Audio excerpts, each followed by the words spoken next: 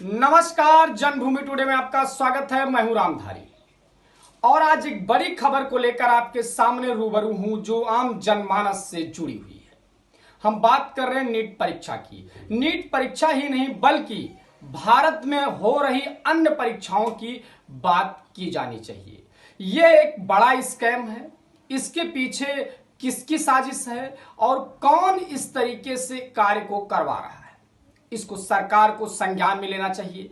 वो परीक्षाओं का लीक होना, पेपर का लीक होना या पेपर सही समय पे ना होना, और पेपर अगर सही समय पे हो रहा है तो उस पे जनरल मार्किंग या इस तरीके से कई जो टेक्निकल चीजें आ गई हैं, इससे छात्रों को क्या नुकसान हो रहा है और क्या लाभ हो रहा है, इस बारे में भी चर्चा होनी चाहिए।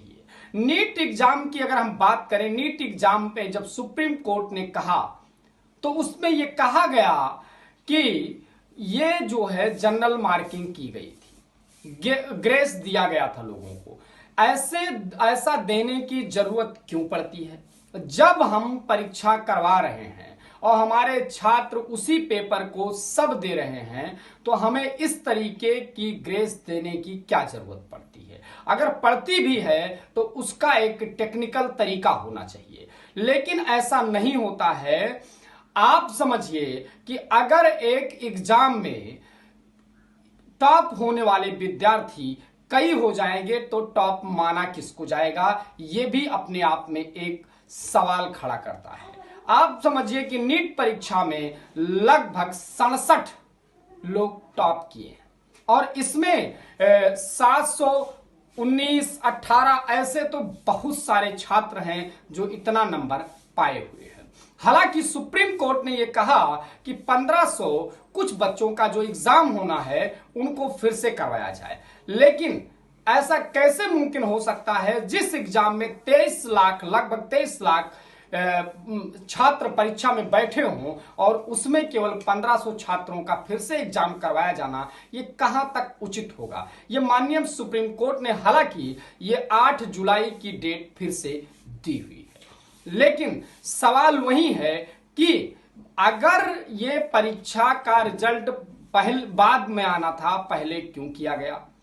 इतने सारे विद्यार्थियों को टॉप क्यों कराया गया। यहां तक कि हरियाणा में एक ही सेंटर के 6 विद्यार्थियों ने टॉप किया हुआ है और ऐसे कई उदाहरण हैं पूरे भारत में जो छात्रों ने टॉप किया हुआ है। यहां तक कि सोशल मीडिया पे इस तरीके की खबरें आ रही हैं कि जो परीक्षार्थी 12वीं की परीक्षा नहीं पास किए हैं वो भी जो है इस नीट परीक्षा में टॉप किए हुए हैं, अच्छे नंबर पाए हुए हैं। हम आपको बता दें कि इसमें जो परसुइंग में होते हैं, जो कर रहे होते हैं, इंटर के जो फाइनल ईयर के स्टूडेंट होते हैं, वो भी नीट परीक्षा में बैठ सकते हैं। तो उस हिसाब से शायद ये जो सोशल मीडिया पे, हालांकि इसका कोई पुख्ता हमारे पास प्रमाण नहीं है, लेकिन इस तरीके के सोशल मीडिया पे खबरें लगातार चल रही हैं।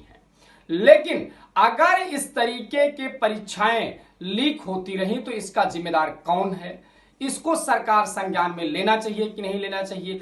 छात्र पढ़ने के बजाय धरना देने बैठेंगे, क्या यह उचित है देश के लिए। हमारा नौजवान छात्र अगर पढ़ाई छोड़ के धरने पर बैठे, एक बार परीक्षा की तैयारी करे फिर धरने की तैयारी करे, ये कहां तक उचित होगा। और ये लगातार कई सालों से इस तरीके के स्कैम हो रहे हैं। अब हम बात करें अगर उत्तर प्रदेश पुलिस भर्ती में, तो यही स्थिति कमोबेश हुई कि परीक्षा लीक हुआ, लोगों तक पहुंचा, परीक्षा निरस्त की गई। हालांकि अभी परीक्षा की कोई डेट नहीं आई है, लेकिन नीट परीक्षा एक ऐसी परीक्षा है जो लोगों के जीवन संवारते हैं। डॉक्टर लोगों के जीवन बचाते हैं। जो डॉक्टर फर्जी तरीके से एग्जाम पास कर रहा, फर्जी तरीके को डॉक्टर बन रहा, तो आप सोच सकते हैं वो कितना सही डॉक्टर बनेगा, कितना सही नागरिक बनेगा और कितना देश की वो सेवा करेगा।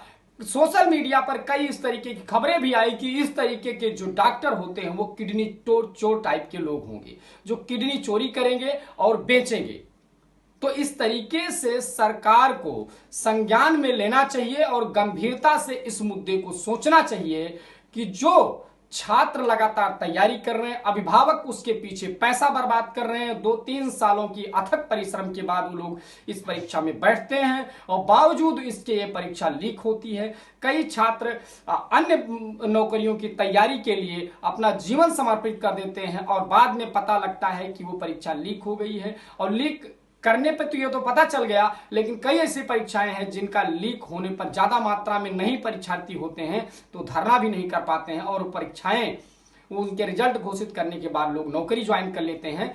तो इस तरीके के जो कार्य हो रहे हैं, इस तरीके के जो अपराध हो रहे हैं, इसको सरकार रोकने के लिए अथक प्रयास करे और कोशिश ये करे कि इसमें ज्यादा से ज्यादा दंड का प्राविधान हो, जिससे लोगों को इस तरीके से काम करने के लिए सोचना पड़े।